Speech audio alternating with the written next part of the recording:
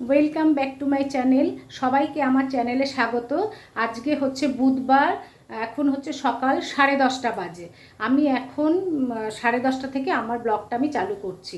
আসলে একটু দেরি হয়ে গেল, কেন কি সকালবেলা একটু বাজার যাওয়ার ছিল, ঘরের টুকটাক কাজ সেরে স্নান করে ঠাকুরকে দিয়ে তারপর আমি আমার জলখাবার রেডি করছি। আজকে জলখাবার করছি ঘরোয়া যে মোগলাই আছে না, সেই ঘরোয়া মোগলাই করছি। তার মধ্যে একটু ময়দা, ডিম, টমেটো, পেঁয়াজ কুচি আর একটু লঙ্কা কুচি দিয়ে ওইটা আমি আজকে মোগলাই করছি। ছেলে করে রেখে দিয়েছি একটা, আর একটা করছি। এবার আমি ছেলেকে দিয়ে দেবো, ছেলেকে দিয়ে খেয়ে নেবো। আমিও একসাথেই ব্রেকফাস্ট করে নেবো, করে তারপরে আমি রান্না করব। আজকে রান্নার মধ্যে থাকবে আপনার চিকেন করব, আর একটু উচ্ছে ভাজবো, আর করব কি বলে দই, আর কিছুই না। আজকে সিম্পল খাবার। আর এত বাজে ওয়েদার হয়ে আছে না, সারা দিন মেঘ করে আছে, এই আলো জেলে আমাকে কাজ করতে হচ্ছে, জানেন। একদম কিচ্ছু দেখা যাচ্ছে না, পুরো অন্ধকার, অল্প অল্প আলো আসছে। এ নাও তোমার মোগলাই। এই যে আমার জলখাবার রেডি। আমি এই মোগলাই ঘরোয়া মোগলাই নিয়ে বসেছি, আর তার সাথে হচ্ছে 1 কাপ দুধ দেওয়া চা। আর এই মোগলাই না জল দিলে ভালো লাগবে না, ওই ময়দা, পেঁয়াজ, টমেটো, লঙ্কা এগুলো দিয়ে দুধ দিতে হবে। দুধ দিলে তবেই ভাল লাগবে। আর যদি পুরোটা দুধ দিতে না চান, তাহলে অল্প একটু দুধ দিয়ে অল্প একটু জল দিয়ে মিশিয়ে করলে খেতে খুব ভালো লাগে এই ঘরোয়া মোগলাইটা। দেখুন বন্ধুরা, আমি লাঞ্চে আজকে চিকেন করব বলেছিলাম, সেই চিকেনের রেসিপিটা আমি আজকে আপনাদের সাথে শেয়ার করব। আমি প্রথমে কড়াইতে একটু সর্ষের তেল দিয়ে দিয়েছি, তার মধ্যে দিয়েছি একটু তেজপাতা, দারচিনি আর হচ্ছে এলাচ, এই তিনটে দিয়ে, আর একটুখানি দেবো জিরে ফোড়ন,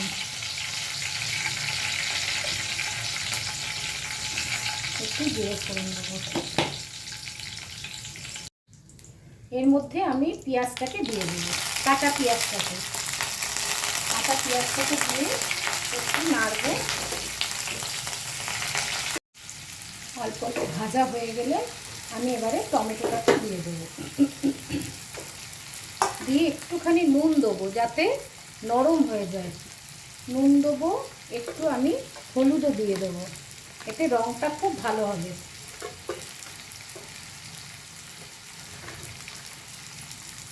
এক চামচ হলুদ দিলাম।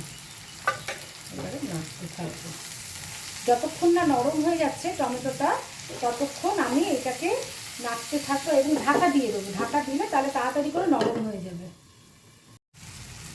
এইবারে পেঁয়াজ আর টমেটোটা আমার নরম হয়ে গেছে। এইবারে আমি জিরে বাটা, জিরে আর আদা আর একটুখানি কাঁচা লঙ্কা আমি একসাথে পেস্ট করে রেখেছিলাম, সেটা আমি দিয়ে দেবো।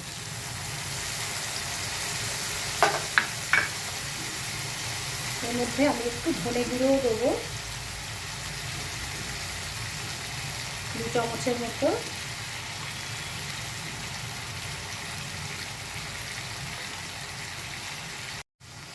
এর মধ্যে আস্তে আস্তে আমি কাশ্মীরি লাল লঙ্কার গুঁড়োটাও দিয়ে দেবো, আর একটু মিট মশলা দেবো। মিট মশলা দিলে না চিকেনটা খেতে খুব ভালো হয়, টেস্ট হয়। 2 চামচ মতো দিয়ে দেবো, আর তার মধ্যে আমি একটু দই দিয়ে দেবো।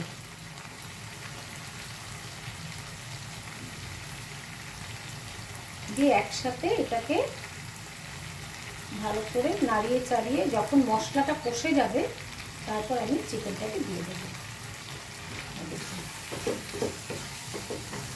এখন কাঁচা গন্ধ আসছে মশলাটা দিয়ে, মশলাটাকে আমি একটু কষিয়ে নেব। এই দেখুন সুন্দর একটা রং চলে এসছে, উপরে তেল পুরো ভেসে উঠছে। এখন আমি চিকেনটাকে দিয়ে দেবো, দিয়ে নেড়ে চেড়ে ঢাকা দিয়ে হতে দেবো। মশলাটা মোটামুটি কষানো হয়ে গেছে।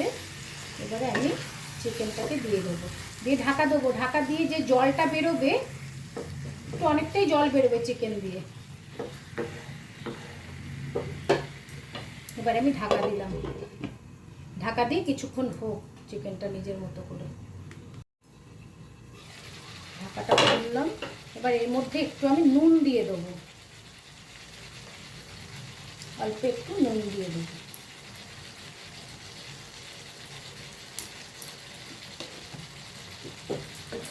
নুন দিয়ে আবারও নেড়ে চেড়ে আমি ঢাকা দিয়ে দেবো।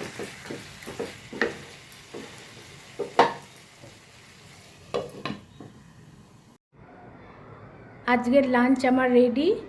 আজকে এই যে আমার চিকেনটা হয়ে গেছে, দেখুন চিকেনের কালারটা কি সুন্দর এসছে।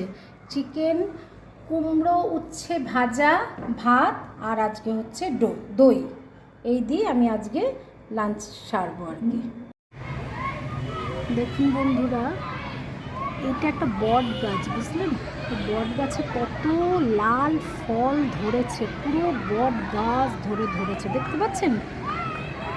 এই গাছে প্রত্যেক দিন সকালবেলা প্রচুর টিয়া পাখি আসে এই ফলগুলোকে খেতে, খুব সুন্দর লাগে দেখতে।